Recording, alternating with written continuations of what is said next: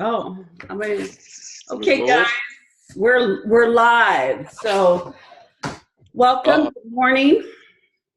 Morning, afternoon.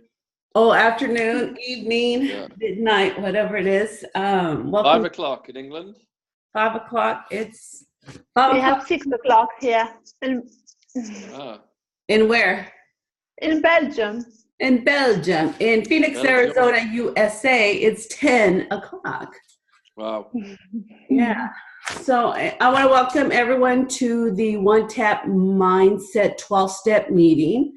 And this meeting, we come together for mutual help so we can understand the principles of how to take 100% responsibility for our own emotional well-beings. How many beans are we? 3. We're a couple. So, let's see. I wanted to do a 2-minute check-in. Sometimes we rush from one thing to another and to another, and we forget to be mindful and to stop in for a moment. So, 2-minute check-in. Haven't done this project in a while, but who am I? My name is. My name is Krystyna. I become better woman. I changed my life. I become more interesting, more joyful, more happy. I can influence my life, the life order. Not a victim anymore. Very good. That's perfect. That's exactly what it says. It says, who am I? I am the position in life that is at the moment. And, you know, she's a recovering woman who struggles with the major struggles of as of lately. And, you know, she totally hit the nail on the head by saying, you know, she's not a victim anymore. So. Yeah. Because today I was afraid. I discovered something during last session, that my brother was controlling me all my life. My older brother, who was like a father for me, who was 21 years old. So I didn't know that. I didn't know consciously. Yeah. So I was always afraid of him in my mind, his opinion or anything. Well, even he doesn't use even YouTube channel, so I was afraid to speak with people, to make a question officially, that if my brother will know, he will judge me. So it's very, very big change for me. What freedom. That's huge. Yes, freedom, yes, because we depend sometimes of other people, or of their judgments and their opinion, and we do subconsciously a lot of things for people, not for me. More for people think of me, for my best presentation, that cancel my mistakes, or just not be me. I was afraid just to be myself. And that's kind of, you know, that's how we grew up, right? It started at birth, you know, and you know, we'll go ahead and step in with our 10 commandments. And these 10 commandments is how we to understand the problem, we must first understand how problems occur in the first place. And it's the environment. You have no control, and it existed before you were even born. Your brother was already there, Krystyna. And he was being helpful to your parents and guiding you, and go watch Krystyna. And he took the responsibility to, with this kind little heart. What's the age difference? 21 years. Oh, so he was like your father. Because when he was 21, I was born. Oh. The oldest, yes. Wow. So that's why he became a little bit like my father. Mm-hmm. So that's why I couldn't find the right man, because for me it was not, I didn't know how it should be correctly man, what kind of man it should be. So I was afraid always to be married. I choosing not the right man in my life. Very good. What an eye opener, right? Powerful, yeah. Big aha. Okay, so we're gonna read the 1 through 10, I guess. Sure. 15. The presuppositions or something else? Yeah. Yes. Who's gonna read? Let's see. Okay. So the structure of problems. To understand your problems, you must first understand how problems occur in the first place. An environment you had no control over existed before you were born, with cultural and familial dynamics. Number 1, before you were born, the stage was set. An environment existed with cultural and family dynamics. 2, they, your caregivers, already had their coping skills, beliefs, talents, and problems before you arrived. 3, you were born into a specific environment. 4, they affected, influenced, and taught you to the best of their ability based on what they knew at the time. 5, from your experiences, you developed coping skills and learned how to survive. Your perspective of how the world works was created. 6, from your experiences, you formed beliefs about yourself, a self-identity, or the I.M was formed. 7, from this identity, you began to operate and survive within the world. 8, you will find your place in the world with people that fit your model of thinking, and whatever that's supposed to say at the end. 9, therefore, all problems are metaphoric, unconscious expressions that are built from our inner references. Whether consciously remembered or not, your brain will express and create before you what you have already learned and will replicate. There you go. Very good. So I wanted to kind of review the, therefore all problems are metaphoric. So like really, all problems are metaphoric. So if you have a relationship problem, metaphoric. If you have money, can't pay the rent, metaphoric. If you have physical ailments, it's a metaphoric expression of what the unconscious mind has built from your inner resources. What are inner resources? Those are the proofs, sensations, pictures, hearing, sight, sound. Those are the inner production that happens in your body. So okay, let's say I don't have money to pay the rent, okay? So what's important to find out, that's a metaphoric expression of what I have inside. So, this problem's probably not new. This metaphoric expression of I don't have enough money, and it makes me feel pressure, or makes me feel like I'm not good enough. It makes me feel like I had a bad childhood. So you go to that feeling of I don't have enough money, and you notice what is it? How do you know you don't have enough money? What is it? So then you go to that, and then you're like, oh, I feel trapped. I feel like I have no freedom. So then you go there and you go like, okay, where have I felt that before? Where have you felt that I'm trapped feeling? So you go and tears start coming out because you remember in the 3rd grade, you got trapped in the classroom and then that day you forgot your lunch money.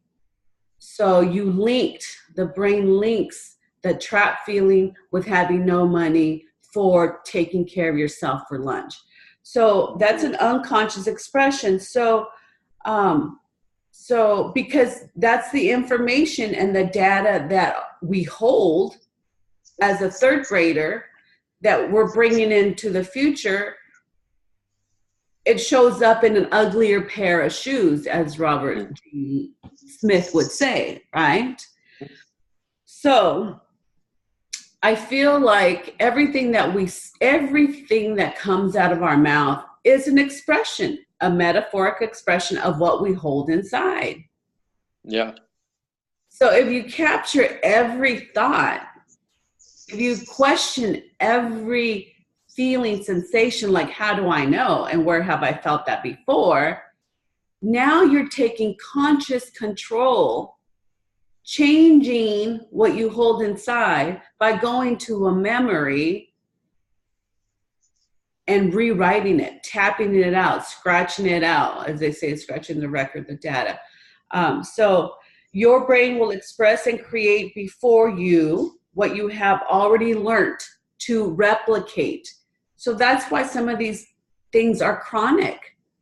Some of our illness are chronic. Some of our mindset thinking are chronic. And so here, you know, one tap mindset is you notice, you observe what's going on, you notice it, you experience it, you tap it out, you aim it, and you persistently create a peace cycle, right? Does that make sense? Yeah. Okay. Any questions, comments? Page 45. And this is how we solve them.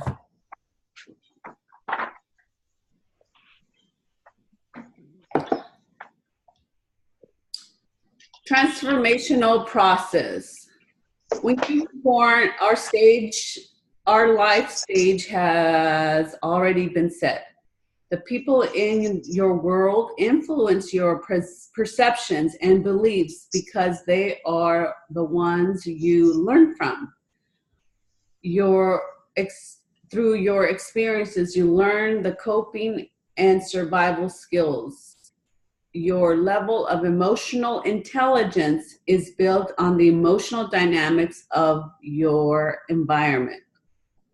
So what's your emotional IQ? What's your intelligence level? I mean, do you behave like a toddler? I can't get my way, you know? You behave like a 12-year-old rebelling against things. Like, who are you? What is your emotional intelligence? And here, the goal is to take step one, take complete ownership, responsibility for your life and your emotion. That is the highest level of intelligence. That is transcending every problem, every issue with any person at any time. Like, how powerful is that? It is powerful, yeah. Yeah. Mm-hmm. Number 2, seek truths that will improve your life. Number 3, turn truth into wisdom by making it a part of your daily life action. 4, develop better intercommunication skills. You know, we're really good about just being nasty to ourselves, just shout all over ourselves. If our internal dialogue, internal communication was actually expressed out there, people would be like, you need to go to the Looney Tune bin because that is crazy mean. Mm-hmm. So, and we do that. We're able to flip that, right? Our internal communication gets better and better. Mm-hmm. And we tap out what's not true. We tap in what we want. Right? So massively different, yeah. Number 5, discover the truth that the mind affects the body. 6, release the pain that hurts within your memories. You know, and memories could be held in billions of ways with billions of links, okay? A memory could be in your body. You could hold pain in your body that that your body captured because, you know, you were beat all the time when you were 8, 9, 10, 11 because you were sassy and you talked back. So your body will hold that memory because it can't consciously have that up in front.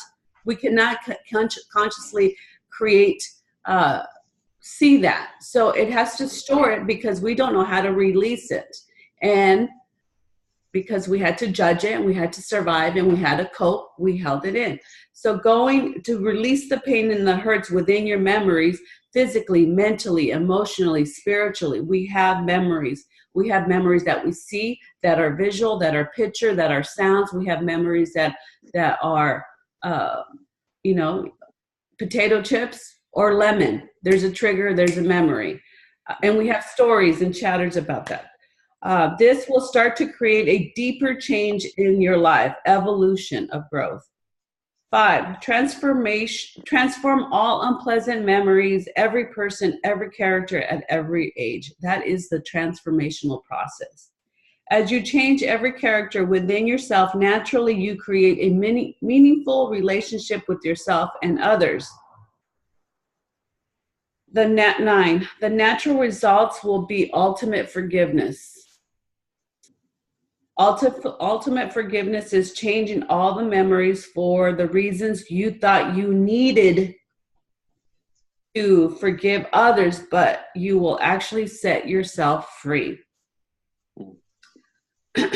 10, you will learn to operate from non-judgment, live from non-attachment from the opinions of others, but rather yourself. And Krystyna, you were a great example of what you said earlier.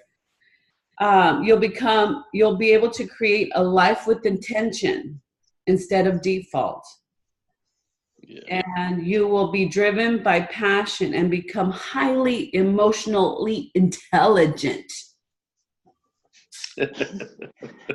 Rita, how many years it takes? How many? When we go. How old are you times 5? Yeah, you're fixed now. You know, 7 times 7 times 7, right? Didn't Jesus say something about how do you forgive it's now 7 times, but 77 times. You already know that. Yes, I know, because I studied the Bible. I know. Very good. So I wanted to step into highly emotionally intelligent. Like, what does that look like? Can anybody share an experience where you kind of like, wow, that's what it looks like to be highly emotionally intelligent, is to take complete ownership for how you feel, for what is happening, and what you created? I'd listened a few months back and then a few days ago to an original session that I had with Robert in Greece, and then I look back, and the story that I had about myself then was horrible. You know, it was a horrible belief system, and when I look back now, how I felt about myself and how I hated myself, I hated my father, you know, all that kind of stuff, and I just don't feel like that at all now. My father's passed, but I have love for him and I remember him well, and I think that's a massive shift, because there are massive communities of people, you know, in self-help and in all different areas that can't quite get there, and with Faster FT we can get there, we can achieve that. And so I've noticed that big shift in me, and so that was really taking full responsibility for what was in my head and taking that seriously and changing it. Very to good. what I desired, to what I wanted. So yeah, definitely. That's awesome. That's very, very awesome. One thing I did hear you say was, you know, it wasn't that it's horrible, how you were representing it. It was just a program. It felt horrible, but yeah. Well, how do you know it felt horrible? Because I was just full of anxiety and fear all the time, and I don't feel like that now. That's awesome. Awesome. Perfect. But I get what you mean about the program, Yeah, because I think when we step in to that, it's just a program, then we're able to let go of all the judgment. We're able to you know, basically it's ultimate forgiveness because you're not holding it against you in any way. Yeah, good point. Yeah. Krystyna, do you have a story of highly emotionally intelligent you were? I think you just shared it, which I think was awesome. Yeah. Yes. No, because sometimes when I was like a child, and I was like adult child. I was looking for always for attention. So I was doing a lot of things in my life just to show what I did. That a lot of things. Even I didn't finish sometimes, but and also emotionally was always crying very often. But now I observe myself. It's like in me a lot of changes. So when I change, my son changed. I treat him differently, and the people around me that just I observe that I change a lot. Very good. I'm no longer depending of opinion other people. So I like to be alone sometimes. Just I enjoy very much when I am alone. Very good. Yes. You know, and if I could share. Yes, excuse me. And sometimes before, it's always I was looking for company. Others now, other people call me more than me sometimes. Exactly what I was going to say. You know, we always, it's a two-sided coin. You know, we want people, we want attention, but really we want to be alone. So we always create the opposite. So yeah, exactly what you said. Well, one of the ones I wanted to share, and I had this revelation probably like 2 years ago, but it was so interesting. This gentleman that I was dating did a comment about money, and I got my feelings hurt. And I was kind of like, wow, is that how you feel? And I interpreted it to disempower me, and I interpreted it like a money issue. And you know, number one, usually lash out and you're like, it's your fault. You made me feel like that because you said it. But I was able to sit down and be like, look, I'm just going to share something with you. It has nothing to do with you. It's, you know, what you said. I responded in a way that I can step back and look at it before I reacted or responded like a trigger. So I was like, when you mentioned this about money, I made it mean this about me. And I know it's not true, but it's just an old memory that I had. And I was able to work on that.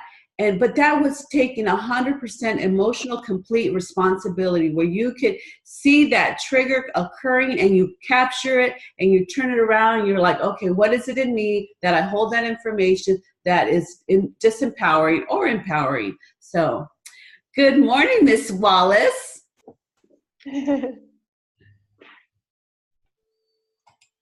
You're good morning or good evening. Good evening. Sorry, I've only just got here. Yeah, how are you? Good. Good.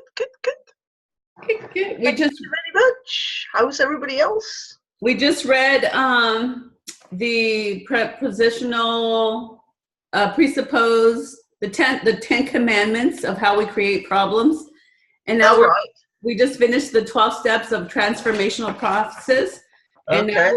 now we were we were sharing how the last step is you will be driven by passion and become highly emotionally intelligent. So we were expressing and sharing that part right now. Like, can you give us a story of the latest and greatest aha moment where you're like, I am emotionally intelligent because this could have happened, but I did this? Let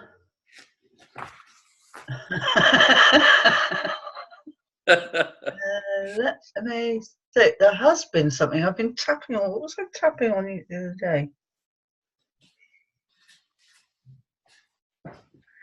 Oh, yes. You know. It's okay. This is different. This is what I'm tapping definitely helps me with this one. I was at my allotment the other day, and I've got a friend on the allotment, and we quite often go up there together. And she said to me, "Oh, I'm going to bring a friend up. She might pop up later. She's a bit full on, but it'll be all right. It'll be all right." And I went, "Yeah, no problem. Like, you know." So anyway, she brought her friend up, and her friend was very sensitive to everything. Everything was wrong. Everything was wrong in the world. And I just bought a book that's it's like it's neuroscience, but it's in a comic form. It's in a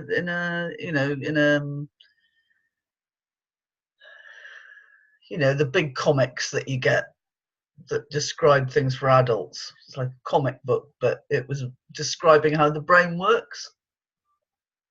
So I was looking, and she picked it up. Oh, well, this is interesting. And she was reading it, and she went, "It says here that we have no soul. We don't have any soul. Rubbish, burn the book, burn the book." I went, "Fuck, this woman's crazy. What's she on?" Like, you know, and my usual response would have been to try and engage with it and try and kind of, I don't know, talk her out of whatever it was, and I just went, and I just did some mental tapping, and I went, "I'm just going to carry on doing me weeding up the garden. You sit and read the book, and, you know, be all right. If you don't like it, it's all right. I'm away to do this." And it was like, it was leave it alone. Leave it alone. Not my circus, not my monkeys. Very good. Whereas before I would have been, "Oh, you know, this poor girl's deluded. I'm going to have to put her right." Kind of stuff. I don't do that anymore. And oh boy, is it so much better for me. Yeah, emotional intelligence. You're smart learning. Absolutely. Crazy as a loon she is. But anyway. Well, how do you know? Well, how do I know? Yeah, it's. Notice that feeling, crazy as a loon. Where have you felt that before? Oh, I've got lots of women friends that are crazy as a loon. She's just another one, another one that pops up. I think it's law of attraction stuff. Because I've had to deal with an old friend of mine who I've been trying to get to see, and various other people have seen her, and they've gone, "Oh God, I don't know what's happened to her. She's gone crazy." And I've gone, "Oh, another one." And I keep thinking, "Oh, I should go and see her. But things keep it doesn't happen. So I think, well, it's not happening then. Leave it alone. Leaving things alone. That's very good. That's like the soft talk we have now, right? Shut the fuck up. Yes. Shut the fuck up. Yeah. It's like, be before I start. Because it's difficult to accept someone different than we are. It's people and the family too. It's somebody in such a high intensity emotional state. That's what I want to kind of try and fix. Okay, you know, let's go to, I'm going, whoa. let's go to page 49. Do it, like, you know? Let's go to page 49. Okay. So trans monkey. I have 8 minutes, guys. Oh, okay. 6 minutes. 6 minutes. Mm-hmm. 6 minutes. Yeah, trans monkey. Monkey see, monkey do. I see a monkey and I act just like you. We think of trances as the state we enter under hypnosis. However, the truth is we are in and out of trances constantly. Whenever we are not fully in the present moment, we are in a trance while driving, washing dishes, while doing other tasks. We are in a trance. Whenever we are in a conversation, whenever we are feeling emotions, we are in a trance. The type of trance depends on the references held in the subconscious. For example, when you hear something that makes us feel angry, is that the moment the subconscious has referred to references about whatever the trigger is, and prompted the matching trance, in this case, anger. So you get the trigger and you go there. My dad acted this way. He took the belt out. My mom took the belt out, you know, so here you are. Your kid did something that annoyed you. You take the belt out. Trances are automatic. We are usually consciously completely unaware of them. Becoming aware of these trances and triggers, you can learn which references need changing. The quality of your life is determined by the quality of memories you hold. By changing what you hold within, you change your outcome. Okay. What page are you on, by the way? 49. 49. 49. There's the trans monkey. He's so cute. Hey, there's nothing wrong with being in a trance. You know, if I'm at work, I'm in a trance. I'm just doing tax returns, and I'm just my fingers know what buttons to. I already prejudged the client. I know that what kind of accounts they're going to have, and I'm just like that. So trances are not bad. Trances are not good. Trances are just trances. Yeah. To get you to point A to point B. We need sometimes to come back to some memory and to remind something. We do it very often. Yep. Because when you want to change a trance from a bad one to a good one, you cannot live without a memory from the past. How do you know? Because if not, I can forget that we have meeting today in the evening. What did you say about memories, though? Because we often use to come back to just small memories, to connect things, the people, to remember about everything. Oh, so you want to wake up and remember that you have a husband and there he is. Yeah. You don't want to forget that. That's fair enough. That's, you know, you go into the trans wife. The trans wife.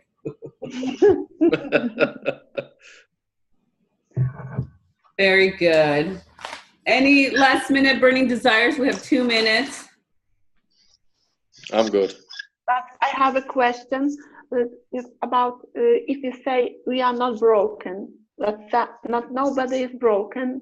Mm-hmm. So it does mean that if it's for everybody, it's for every people. Yes, I believe, because it's my belief, that it's for every person. Because it's everyone's programmed. Everyone has a program. They're programmed to survive and to cope in the environment that they lived in. Even like a serial killer, he's not broken. He's just got great fucking ugly programs. You know what I mean? So yeah, people are not broken. They're not sinners, and they need someone to come, some entity from somewhere to come and save them from their sinful whatever. They're not, you know, they're not broken in a sense that, unless you have a broken bone, then you can maybe, you know, go to the doctor and they put it together. But even then, your body does its own healing, right? So, you know, what is broken? What do you do with broken things? You throw them out. You give them, you know what I mean?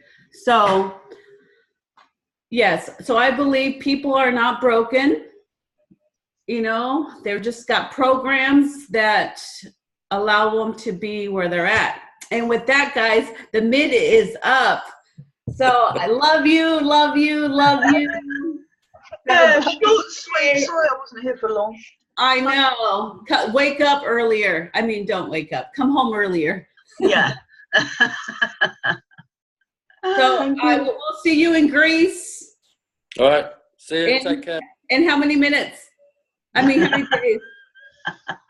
A month? 2 months? Well, Couple of months. Yeah, couple of months. March, yeah. April, May. So see you guys there. You going, Marie? Mm-hmm. Krystyna? You going? I don't know. Yes, maybe yes. Okay. All right, guys. Love you with lots of Love you too, Rita. Be good to yourself.